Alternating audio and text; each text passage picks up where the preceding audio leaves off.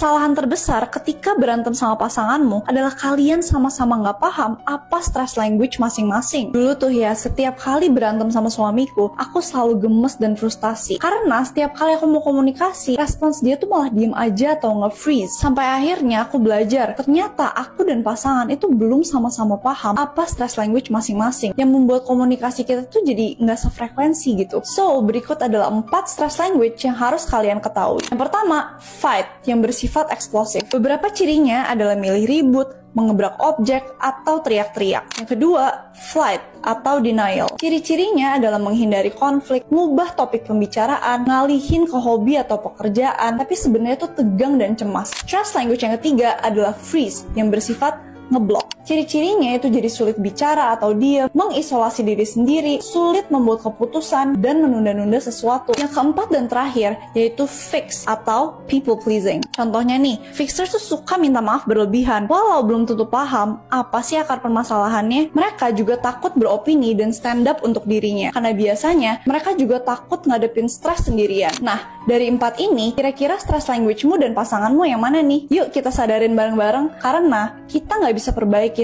apa yang kita belum pahamin. Ciri-ciri cintanya nggak setara, atau bisa dibilang lo cinta sendirian, yaitu ketika lo mengungkapkan sesuatu hal, itu jadinya perdebatan doang. Lo nggak dapet respon yang baik dari dia. Yang ada malah berantem, malah saling salah-salahan. Ketika lo marah, dia malah ikut marah juga. Jadinya tuh seakan-akan lo mulu yang salah, lo mulu yang pengen di ngertiin. Padahal kita cuma komunikasiin lo apa yang kita rasain. Tapi kalau kita omongin tuh langsung jadi masalah mulu, langsung jadi debat mulu. Kalau cinta lo setara sama dia, semua hal yang lo omongin pasti dia dengerin, pasti dia koreksi gitu, bukannya malah ngomelin. Saat menjalin hubungan, gak jarang pasangan kita bad mood sampai imbasnya ke suasana hati. Sebagai pasangan kadang bingung gimana ya cara ngatasinnya. Diam dianggap gak peduli, ngelakuin sesuatu serba salah. Gitulah kalau si doi lagi bad mood. Biar gak salah langkah, coba lakukan beberapa hal ini. Yang pertama, cari tahu penyebabnya, lalu hibur dia dengan hal yang dia suka. Yang kedua, berikan waktu menyendiri. Jangan paksa cerita kalau dia belum siap cerita. Karena kadang me time perlu kita luangkan untuk pasangan dengan tujuan lebih memahami keadaan. Dan yang terakhir, jadilah pendengar yang baik. Percayalah kalau dia hanya butuh didengar walau kadang gak diberi solusi. Ada cerita, ada makna. Yang sayang sama lo banyak di luar sana.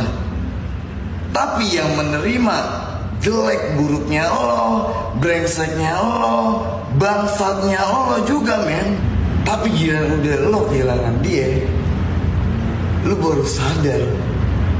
Karena orang tulus itu gak bakalan datang 2 kali.